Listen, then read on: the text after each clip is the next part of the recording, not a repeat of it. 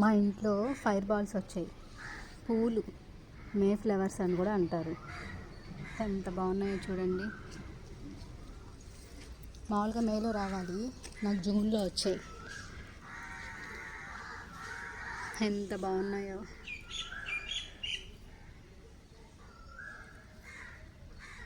పెళ్ళిళ్ళకి పెళ్ళి కొడుక్కి పెళ్ళి కూతురికి ఇస్తారు కదా చేతికి పట్టుకోవడానికి పువ్వులు, అట్లా ఉన్నాయి.